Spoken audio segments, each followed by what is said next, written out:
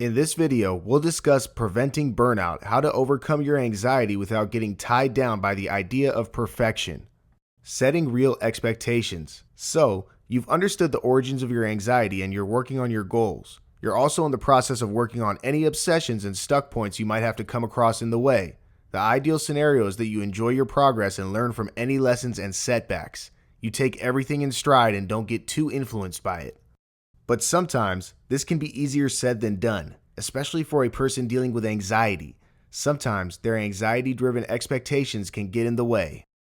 This chapter will show you how to focus on the bigger picture. It will show you how to move past any unhelpful standards of perfectionism and be your only competitor because you don't need to compete with anyone but yourself. Being a little better than yesterday, every day, will get you where you want to be without the stress. Worksheet 21, Expectation Tracker. Take the below quiz choosing between often, sometimes, and never. 1. How often are you bothered by fears of not measuring up? 2. How often are you bothered by what others will think? 3. How often do you compare yourself with others? 4. How often do you become frustrated with the pace of your success? Choose the most applicable answer for the below questions. 5. What's your reaction when your friends or colleagues perform better than you? You don't panic. Take it as a healthy competition and work harder. You start comparing and get anxious with the notion of not being good enough. You feel miserable and like a failure. You're also anxious for long. On what basis do you set or measure goals and success? On personal beliefs and interests? On borrowed, societal, or others' definitions? 7. Do you jump from one unfinished project to another unfinished project when you are anxious or in self-doubt?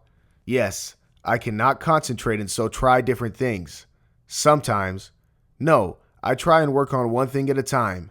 Yes, I have plenty of unfinished projects. Reflect on the answers.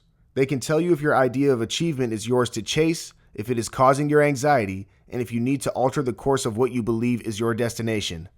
Perfectionism and borrowed expectations. Setting expectations while chasing goals is a great way to ensure you complete everything that you've set forth for yourself. But if those expectations aren't stemming from your needs and are, on the contrary, based on what others believe is right, then you're more likely to be living someone else's life. The dreams aren't yours and the pursuit, although committed by you, may feel disconnected in some way.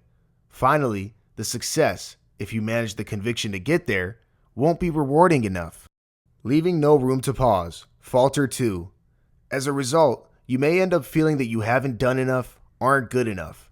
You're likely to work harder, chase farther, with no room to pause. Falter too. You'll always want to feel more because everything that you feel in your pursuit of living others' dreams may not mean as much to you.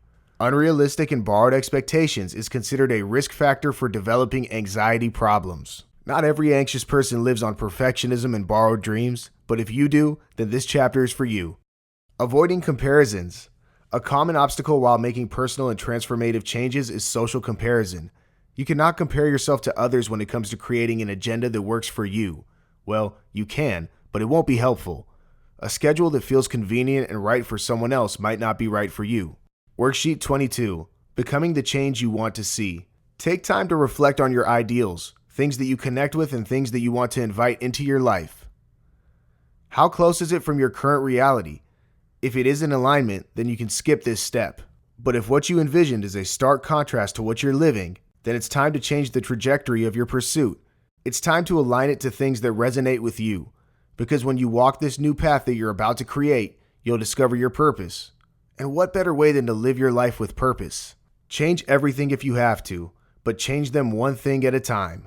Changes in how you feel are going to come from making a mixture of external changes, such as changes in how you spend your time, and internal changes, such as what you think and believe. Reflect on your narrative. What part of it do you need to change? What do you need to do to act out the change? Make a list of steps to get there. Start working on them, one step at a time. Fear of feedback. At large, feedback endorses progress. Used constructively, it can help people improve. However, that might not necessarily be the case all the time or for all people, especially anxious people. Anxious people mostly avoid it because of the additional layer of expectation and criticism it can put on them. Most anxious people already feel stifled by all their compulsions, obsessions, expectations, perfectionism. Another layer might not help. Here's how you can manage feedback and use it constructively. Worksheet 23, Overcoming Feedback Fears. Think of a situation in your life that you know will benefit from feedback, but you're avoiding it. Ask yourself, why am I avoiding this feedback when I know it might be helpful? How likely does it feel that I'm going to get very negative feedback? How close is it to the truth? Okay, you now know that already. Now ask yourself, how will I benefit from this feedback? What's the worst that can happen?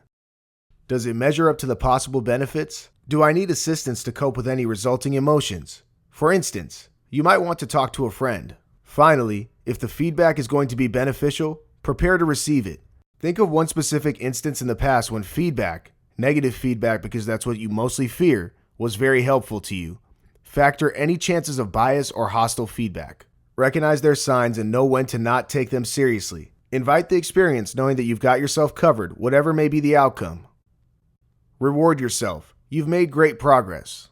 After you've worked on a task you've been avoiding, allow yourself to enjoy the fruits of your labor by taking time to appreciate yourself, doing something you like to do. Choose rewards that can help you progress from where you are. Rewarding yourself with a supersized portion of fries while on a weight loss journey won't help. Instead, pick up something that you always wanted to wear, only in one size lesser. Not only will this motivate you to reach the next milestone, but you'll also know that you have a nice little reward waiting for you when you get there.